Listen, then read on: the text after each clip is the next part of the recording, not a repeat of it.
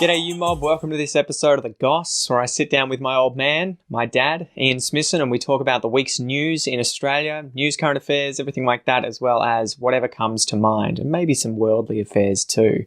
So today we talk about an ingenious contraption that is going to hopefully save Australia's bee population.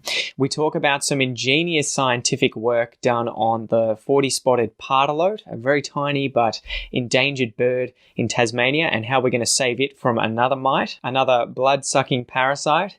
We also talk about a woman from Townsville who saved a two-legged spider and nursed it back to health. And then lastly, we chat about some crazy little beetles that, when eaten by frogs, end up escaping out the...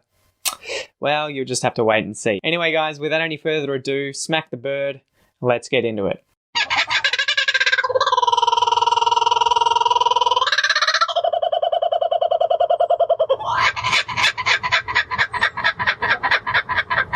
So what was the next story that you've got? I've got two. I've got a puppies and kittens story, and I've got an idiot of the week story. So, you have at it. Which one do you want? Do you want the puppies and kittens, which actually isn't a puppies and kittens, it's birds? The story about the scientists who have found a solution to one of the biggest problems, one of the biggest non-human problems for an endangered species of bird in Tasmania, the 40-spotted pardalote, which is a highly endangered, very small passerine bird, right? Bird. Yeah. And their main problem they have is just, their habitat's being destroyed. But so they're already vulnerable, but they also suffer from a parasitic fly that lays eggs in the birds' nests. And as soon as the birds' chicks hatch, the maggots parasitize the chicks and are just basically sucking the blood out of them, and they end up killing them. Or do they end up anemic and then just... They end up anemic. They just, they just don't have enough blood circulating around them, so they're not getting, they're not able to grow. Yeah. And apparently in some areas, 9 in 10 hatchlings were dying before they got to fledging. So it was a sort of 1-2 punch, was it, with the issues with humans as well? Yeah, so they were already endangered. And then the fact that you've suddenly got this, discovered this problem with, it's a natural parasite, but, it's when you've got very small numbers of the birds and in such a small population, there's no resistance to them in this population, and you're not going to get it because there's not enough variety, genetic variety in there. So, the scientists have found that they can put a bird and other insect-friendly insecticide into chicken feathers. Yep. And they just provide these effectively chicken feather collection locations around where these 40-spotted pardalotes are. And the birds, when they're building their nests, birds they're smart. They'll find the easiest thing they do. So they go to these little feather collection centres and pick the feathers out, build the lining of their nests out of them, and when the flies lay the eggs in there, it kills the eggs. So you don't get any of these parasitic maggots. So I reckon that's a pretty cool story. That they found that this was a problem, and a significant problem, and then they found this sort of weird, almost punk ecology way of solving it, where we're not going to go around spraying stuff everywhere, but we'll infect chicken feathers with this insecticide. So, the fly probably has some sort of, complex relationship in the ecosystem there with a bunch of different birds too. So it's obviously going to probably survive off of, other common birds, but you need to be able to protect these small ones. And again, this is one of these things where you don't want to try and wipe out a species completely. You don't want to say, well, we'll just wipe out these flies completely, because there will be these other complex, ecological relationships that we're just not aware of. And but this sort of thing means that you can knock the population of them, or at least the effectiveness of them, down to a manageable level. There are still going to be some pardalotes that are not choosing enough chicken feathers to line their nests, or that are living in areas where the scientists are not putting chicken feathers. And so there will still be some of these flies around. But, it's an interesting one. I wanted to talk a little bit about Tasmania, because I find it so enticing in terms of wanting to go and live there because of house prices being much cheaper than the mainland. But What is it preventing people from just moving there en masse and buying up a lot of this land that's affordable? Like, do you want to talk a little bit about what it's like? Because I've never obviously been to Tasmania. I want to go at some point. It's but beautiful. I love Tasmania. It's a spectacularly beautiful place. A friend of mine once told me, and I have yet to be anywhere to disprove it, that you can't go anywhere in Tasmania where you can't see a mountain. And so, there's nowhere that you can go and just look at this 360-degree horizon around you that's flat like anywhere else in Australia. You only have to travel. You can see a little bit of hills outside of Melbourne, but you can travel 50 kilometres outside of Melbourne and it's just flat. Yeah. But you can't do that in Tasmania. So it's very hilly. It's obviously more temperate than Melbourne in the sense that it's cooler and it's wetter. So it's very green. It's very much like English countryside. It's full of beautiful bays as well and inlets, and the beaches and the mountains, the forest there, the southwest forests are spectacular. So there's this large area of wilderness there. The big challenge is that it's small. Its population of Tasmania is just over 500,000 people, I think, so maybe 600,000 people. So it's very small, which means that it's difficult to have a self-sustaining economy. It relies on tourism and also trade back to the mainland in order to survive. The other friend once told me that the big challenge in Tasmania, this is somebody who lives in Tasmania and has done for most of his life, said the other challenge with Tasmania is that it's a retirement home in a national park. So it's got the oldest average population in Australia, and lots of people do go there to retire because it's a very pleasant place to live. If you don't want to work, you've got money to survive, and you're just going to retire. It's a very pleasant place to live. But from a commercial development point of view, it's got the highest proportion of national park area and conserved, preserved and reserved areas of any state in Australia, which is a great thing from a conservation point of view, and it's a great thing from a tourist point of view because it remains beautiful. But it has its challenges in terms of setting up large-scale commercial enterprises. So it's one of those anomalies of a place that it's a beautiful place to visit, but you wouldn't want to live there. But it's a beautiful place to live if you don't need to work. So, well, I think a big issue too is getting there, right? Like if you were able to just drive there, yeah. So. Well, but that's it. Like it's closer to go and catch a bus. Yeah. It's closer to us than say driving from Geelong or Melbourne to Canberra. So it would only be like a 5-hour drive. Yeah, and yet you would have to get on a boat or a plane to get there, and it's usually on the boat it's overnight, and on a plane overnight or all day. Yeah, it's about an 8-hour ferry trip, or it's jump on a plane for 45 minutes. Yeah, because I was seriously considering moving down there, when we came back to Ocean Grove, because it's like, okay, there's affordable places to live and it's beautiful. And my job, which is the only job in our family that sustains us, doesn't need a specific location. Yeah, and funnily enough, one of the industries that took off in broad scale industries that took off in Tasmania over the last 25 years is the IT industry. Yeah.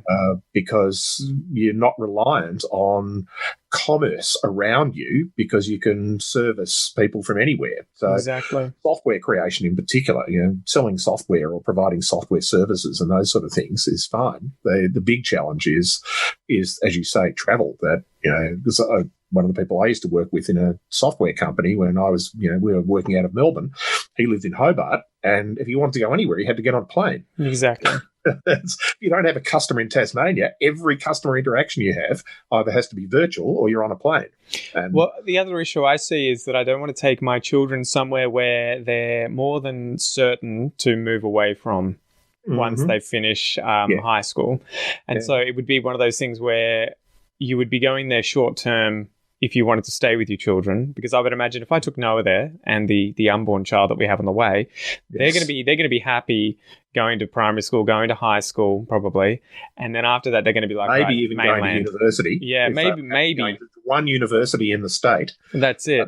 Or the TAFE colleges that are there. But you would imagine after that, any opportunities they're going to have will be on the mainland. And it's probably a similar thing to rural Australia or regional Victoria, for instance. Yeah. It would be the same thing. I keep thinking, oh, man, it'd be so cool to live in East Gippsland where it's just beautiful. And Kel sees, we watch docos or whatever, and it's like, where's this? Oh, my God. You're going to work in the timber industry, which is dying. And then she's like, yeah, well, I'm like, it's 5 hours from Melbourne. And so Yes. our children, there's probably going to be one option for a primary school and a high school, and then after that, the kids are going to be like, screw this, we're going to one of the cities, and then it will either stay there and never see them, or we have to move back anyway, right? So, yeah, and we did that when you were little. We moved down to the beach, but at least when you and your sister went to university, you went back to Melbourne to live and go to university there, but you're only an hour and 20 minutes away. Exactly. So, you came home on the weekends, or we went to see you, or so it wasn't like you had to go on a holiday to visit your children.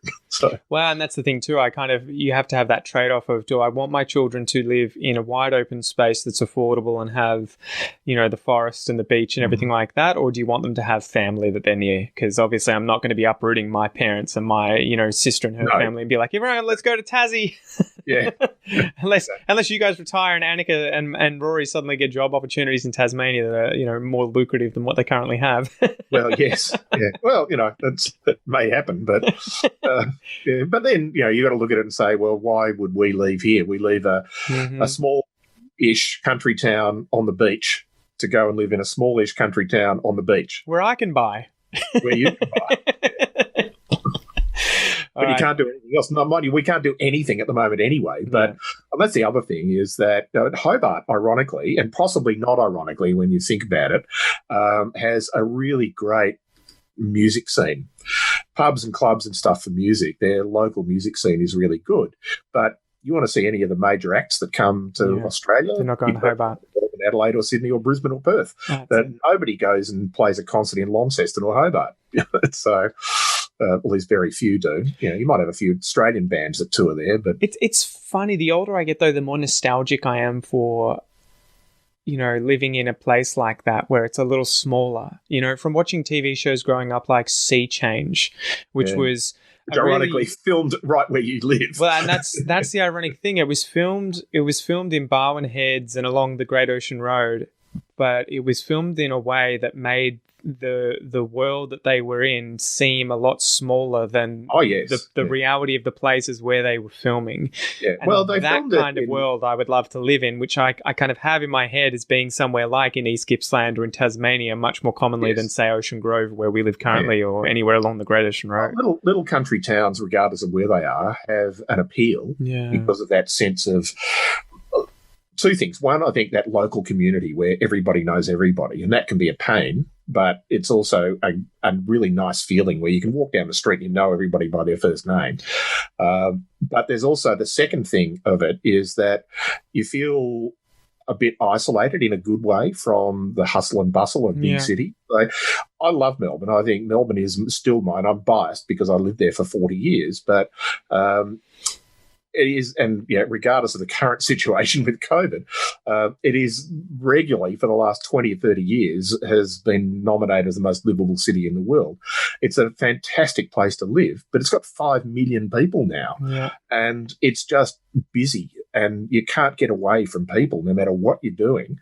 You can go to, walk in the Botanic Gardens or the parks around the Botanic Gardens in Melbourne, and you will see thousands of people. Different people every day as well. Yeah, not exactly. The same faces. You get knocked over crossing the Tan, the little track around the Botanic Gardens, because thousands of people go and run around it at lunchtime. It is weird though, right? Because it's kind of like you're a stranger in a crowd, or you're alone in a crowd. Yeah, alone in a crowd. You get used to so many people being around, but it's almost like you get past a certain threshold where you don't form connections with them and they become furniture in the house, right? So I think particularly in the city areas, so you walk around Melbourne City, and you and I have talked about this before. Melbourne City is now an Asian city. Yeah. The actual CBD of Melbourne. And there's nothing wrong with that particularly. It's just that... It's just how it's ended up. It's just how it is. And the thing is, it's also a young Asian city. It's because they've got, they're all students. They're all students. 3 or 4 universities within the CBD or around it, university campuses anyway. And so they're all 18 to 25-year-old students. And again, nothing wrong with that. But it's just a different feel of the place. It's like walking around Singapore or Hong Kong. You go out to the suburbs and you walk around the suburbs, and I think suburbs are really that sort of alone in a crowd, because the crowd is even hidden. And you can walk around most suburban streets, particularly at the moment, and you won't see anybody.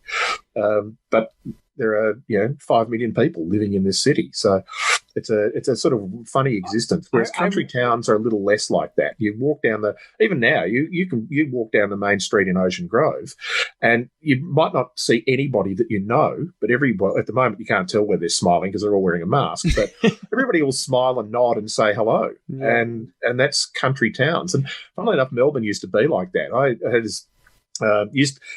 For our listeners, there's an old rivalry between Melbourne and Sydney, the two biggest cities. Melbourne's about 5 million people. Sydney is 5.5 million people. Between them, they've got 40% of the population of the country. And there's always been this rivalry as to which is the better city and the better city to live in and the better city for anything. Doesn't matter what it is. Sydney say we've got the better beaches. Melbourne say we've got better theatre culture or whatever it happens to be. And the old gag it used to be from Melbourne's point of view is that people in Sydney think they live in the best city in the world, and people from Melbourne know they live in the best city in the world. And one of the things that I'd always noticed about when you go to Sydney is that it feels like you're going to a foreign country. You don't feel like you're at home.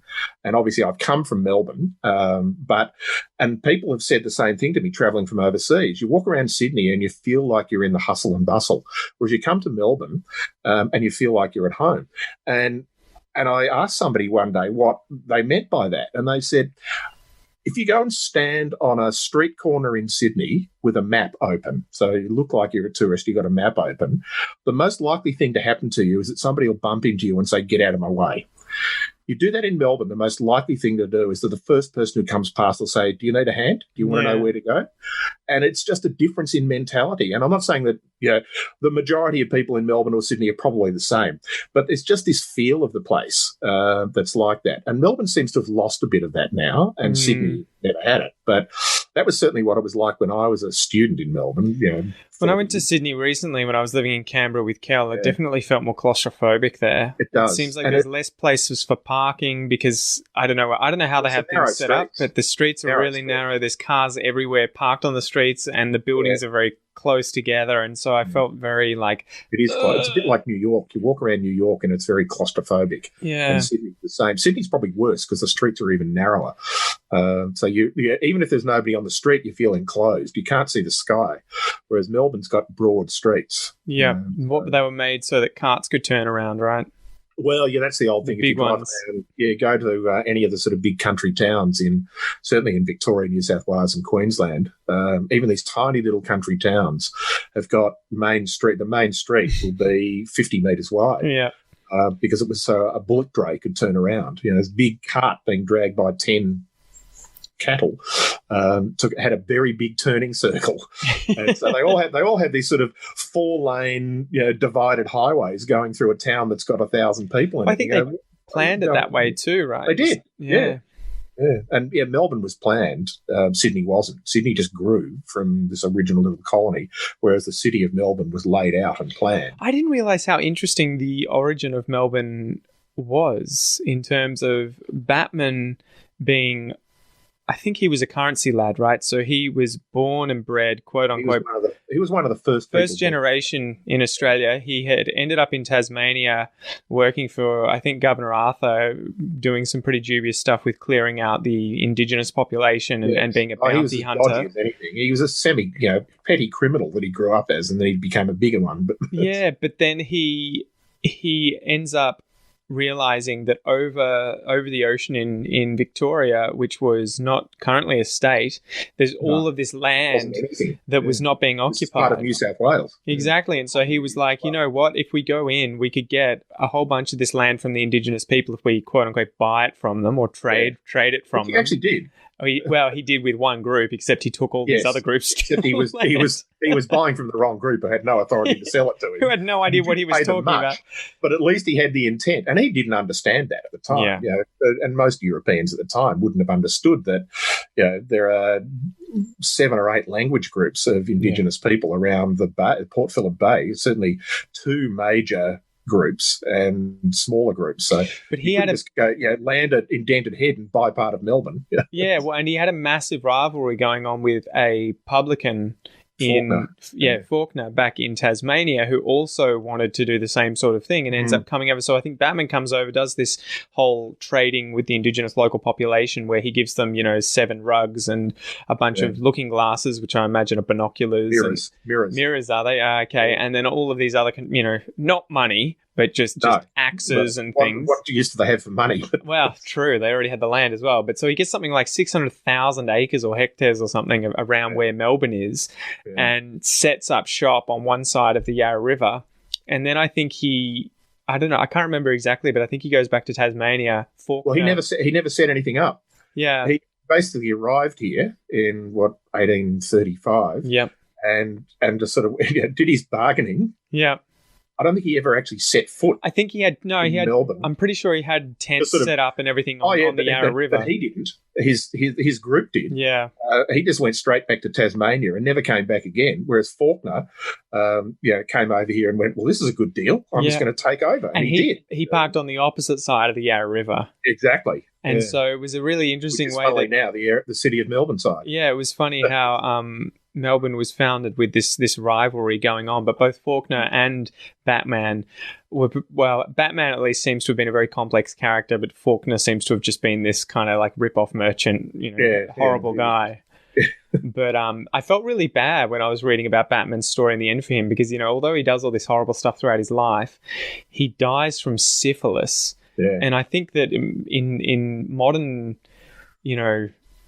memory, we don't really have any understanding of what that death is kind of like, and that how horrible syphilis is. Yeah, because his face was falling apart, his whole body was rotting. Fell off, and so I definitely felt sorry for him. But it was an interesting read, and that was happening all at the same time as Buckley, who was living with the indigenous people, the Wathaurong, for 35 years. The Bellarine Peninsula. Yeah, around here, and he was the first to come in contact with the Wathaurong. Yeah. No, with what's his name, Batman. When Batman first came over and landed here, and was like, "You need to get away. They're going to kill you."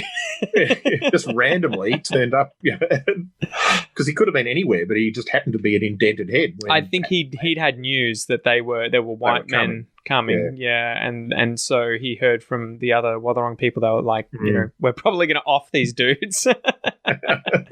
Anyway, oh man, it's been a bit of a long break there, but the next story I had, which was a real cool one that I'm going to have to send over to my grandfather, who is, what's the word? Apiarist? Is that a beekeeper? It's an apiarist. Yes. Apiarist. I only learnt that word when I started learning Portuguese, and it was the same thing in Portuguese. Yeah, funny about that. It's a Latin root. So engineers brought together by Mars are now using technology to save Australia's bees from the devastating Varroa mite, which isn't in Australia yet, but Bega Cheese Limited has launched a project called Bee Honey, created by a agency called Tinkerbell. And the whole point of this was to be able to detect Varroa mite, Varroa destructor, when it gets into the hives of honeybees. And so there are a bunch of people who I think were working either for NASA or on making robots that go to Mars. They were working with AI algorithms and robotics that have launched a project called the Purple Hive Project that I think is funded by Bega Cheese here, that they effectively have 2 cameras in a contraption that goes on the front of a beehive, and the cameras look down and look up as the bees enter or exit the hive, and they take all these photos, and the AI algorithm can work out whether or not there are mites on the bees. Oh, really? Yeah, and so they're solar powered, so they can go anywhere in Australia, and they use the phone networks to send messages to the apiarists or to the farmers to let them know if there have been infections or not. And so, presumably they can then just destroy the hive. I think, I'd imagine that's all that they have left to them. But the mite's a massive problem because it gets in and sucks the blood from the bees whilst they're working and everything, and it ends up leaving devastation in its wake, where the hives just collapse and you have tens of thousands, if not millions, of bees dead. Yeah. But I think Australia is the only other human-inhabited continent. So obviously Antarctica and Australia are the only continents that don't have Varroa mite. Yes. So we have to keep protecting it. But apparently it's a massive issue. They're needing to make sure for not just the honey industry, but also for a lot of our fruiting trees and nut trees. Like I think almonds rely entirely on bees to pollinate the flowers throughout the almond orchards to allow the almond nuts to grow afterwards. If they didn't have any pollination from insects, there would be no almonds. So that's there's lots of plant crops that are the same. Yeah, and it's interesting. I was watching a doco recently on beekeeping, and that I think it was in the US, some of them have to travel all across the United States from season to season, taking their hives to different orchards and leaving them there for a few months for the bees to do their pollination. Pollinate and propagate the plants. Yeah, and so what has it been like since, you were growing up with the issue with bees? Because it seems to be in the news every few months that we're hearing about the crisis that is facing, bees and why they're so important throughout the world. Was that something that you guys were ever worried about when you were growing up? No, we didn't even think about it. No. That was the first half of this episode of The Goss. If you would like to continue watching or continue listening to this episode, make sure that you sign up for the premium podcast or academy memberships at aussieenglish.com.au, where you will get full access to these entire episodes of this series and much, much more. You can go check that out using the links below, or just go to aussieenglish.com.au. Once again, thank you so much for joining me, mate, and I will see you next time. Peace.